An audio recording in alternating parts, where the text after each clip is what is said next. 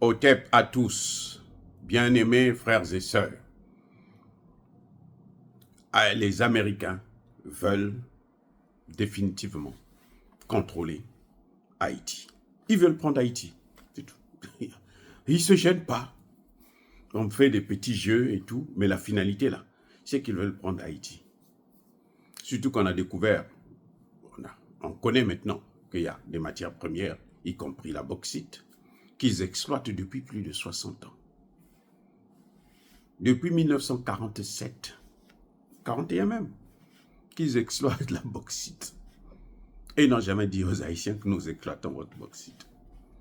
En 1982, ils ont transporté, Haïti a exporté 13 millions plutôt de tonnes. Imaginez. Bref, les Américains ne se cachent pas. Ils ont envoyé Anthony Blinken en Jamaïque pour rencontrer les autres chefs d'État de la sous-région pour décider de mettre en place un collège présidentiel indépendant. Les gars, qu'est-ce qu'un collège présidentiel indépendant? C'est quoi? Qu'est-ce qu'ils veulent dire par là? Qu'est-ce qu'on met dans collège d'abord, présidentiel et puis indépendant? Je vous ai déjà dit à plusieurs reprises, et tout le monde le sait, c'est un secret pour personne. C'est ce qu'on appelle un secret de polichinelle. Tout le monde le sait. Ce sont les Américains, les Canadiens et les Français qui sont derrière, qui soutiennent les gangs. Tous ces gangs-là utilisent des armes américaines. On a posé la question à un de ces chefs de gang. Mais où est-ce que vous trouvez les armes? Il dit, mais moi je suis en Haïti. Je n'ai jamais voyagé. Je ne suis jamais parti aux États-Unis. Je ne suis jamais parti au Canada. Je ne suis jamais parti en France. Les armes, là, d'où ça vient? Mais ça vient de chez eux. Et ce sont des hommes politiques qui nous donnent des armes. Eh oui, on sait. Mais comment un homme politique peut venir acheter une arme aux États-Unis? Ici, aux États-Unis, là, tu n'as pas le droit de te balader avec une arme. Tu dois avoir un permis pour avoir une arme. Mais combien de fois des armes de guerre? Il y a quelque chose qui ne va pas. Donc, il y a au moins 6000 armes américaines sur le sol haïtien. Ça veut dire que ce sont les Américains qui sont derrière. Ce sont les Américains qui sont allés chercher les Kenyans. Le Kenya, là, c'est un pays qui est aligné sur la politique américaine. Le Kenya, l'Ouganda, le Rwanda, ce sont des Américains. Quand vous les voyez là, en fait, ils sont la face noire des États-Unis. Je vous ai dit la dernière fois dans ma dernière vidéo sur Haïti, j'ai dit oui, bon, le Kenya a trouvé un accord avec le Premier ministre Ariel, qui n'arrive d'ailleurs jusque-là à ne pas rentrer parce que l'aéroport est bloqué. Il est donc à l'étranger. Le Kenya va venir intervenir en Haïti. Qui va financer cette opération? Mais ce n'est que les Américains. Donc, ça veut dire que au Kenya, les Kenyans, là, ce sont les Américains. Si le Kenya veut aider Haïti, ce qui n'est pas mauvais en soi, c'est une très bonne chose. Ce sont des Noirs entre eux, des frères. C'est normal qu'un autre frère puisse venir au secours de l'autre. Haïti l'a fait, hein, dans le cadre de la formation des intellectuels, de l'éducation. Ils l'ont fait. Donc, ce n'est pas mauvais. Mais quand on se rend compte, on se pose la question de savoir qui va financer, parce que le Kenya mais alors c'est un pays endetté, très endetté, qui a de gros problèmes sociaux.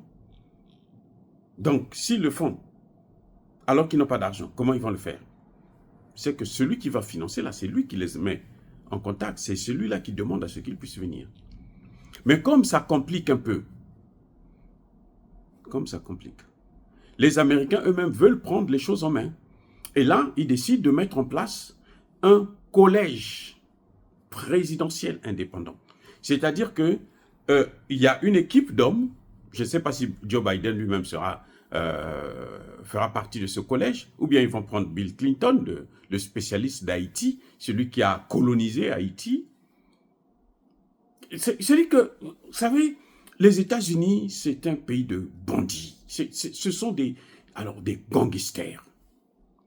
Vous ne pouvez pas passer votre temps à créer des guerres, des déstabilisations partout dans le monde. C'est-à-dire qu'il n'y a pas un endroit où les États-Unis sont venus, ils ont fait quelque chose de... ils ont coopéré, et puis bon, ils ont fini, ils sont partis, ils ont fait leur travail. Et non, il n'y a aucun. Regardez l'Irak, regardez la Somalie, regardez le Congo démocratique. On est déjà à 18 millions. Mais Joe Biden ferme les yeux. Il ne veut même pas parler à Tshisekedi. Et comme Tshisekedi, c'est une couille molle, permettez-moi le terme, eh bien, il continue à garder, à suivre Joe Biden comme si... Mais plus tu le suis là, plus il est en train de se dire, bon, voilà, un idiot qui n'a rien compris, je veux continuer à lui baiser la gueule. Mais bon, bref, qu'est-ce qu'on met dans collège présidentiel et indépendant? C'est-à-dire, quand c'est indépendant là, donc le peuple haïtien là n'a rien à lui dire. Un collège, c'est-à-dire qu'il y a plusieurs personnes qui sont dans une équipe qui va gérer Haïti. C'est une mise sous tutelle. Les États-Unis veulent mettre sous tutelle Haïti. Et c'est quoi ça encore? C'est quoi ça? C'est quoi ça? Et ces gangs-là, c'est ça qu'ils vous attendent? C'est ce qu'ils veulent? Mais ça dit que c'est incroyable. Incroyable. Nous, les Noirs, on a des problèmes graves. Nous, les Noirs, on a des problèmes graves. On nous manipule comme ça. Entre nous, on s'entretue toujours.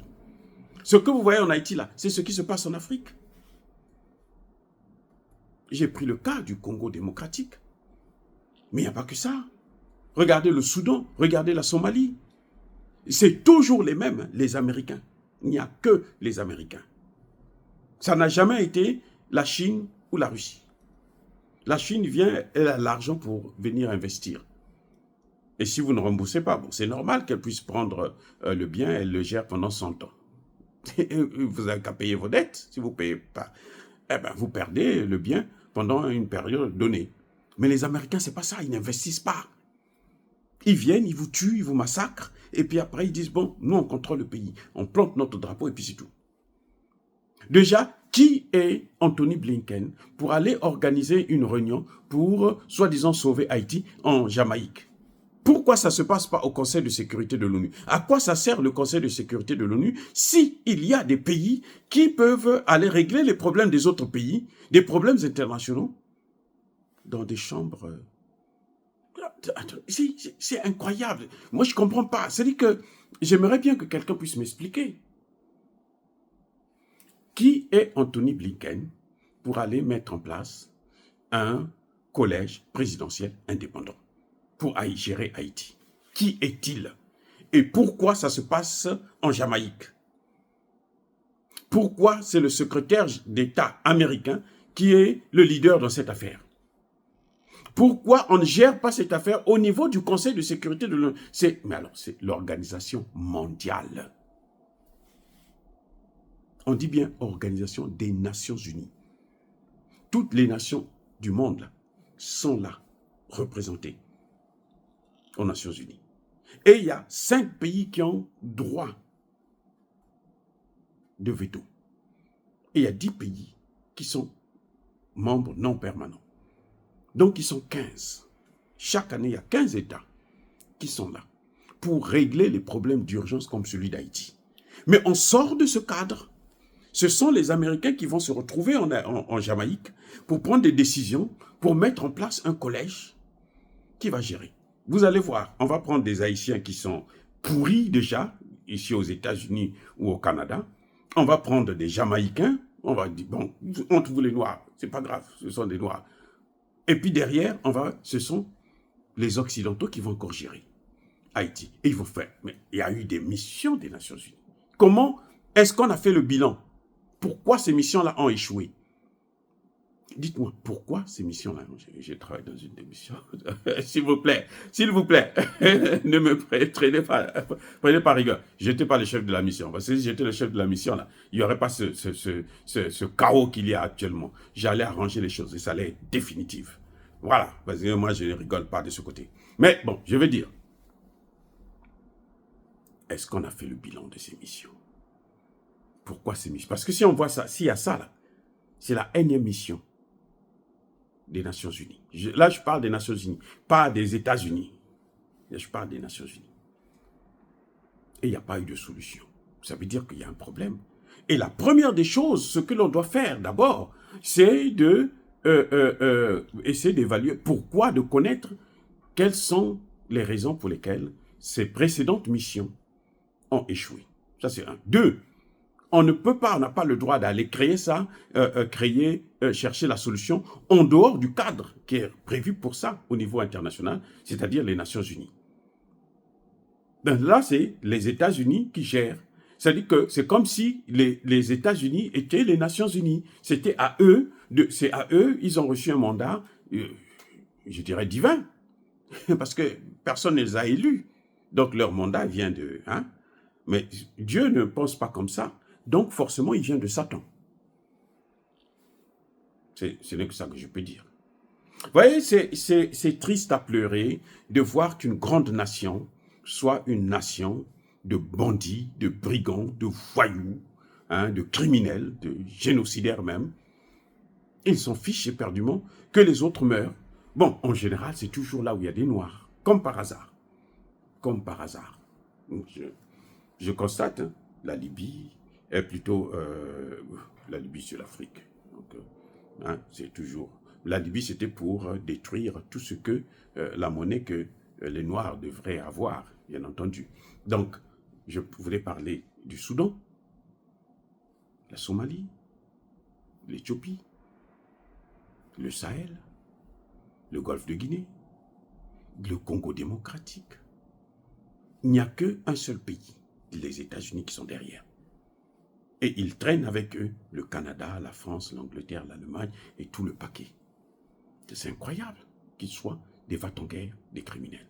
Et maintenant, ils sont en train de vouloir, alors, déstabiliser encore plus le Haïti afin de l'occuper. Au final, là, le dernier objectif des Américains, c'est occuper Haïti. Parce qu'ils pensent que les 50 États, là, ça ne suffit pas. Il leur faut encore un autre État qui sera Haïti. Ils veulent faire comme la France, a des territoires d'outre-mer. Donc, ils veulent avoir aussi l'Amérique d'outre-mer.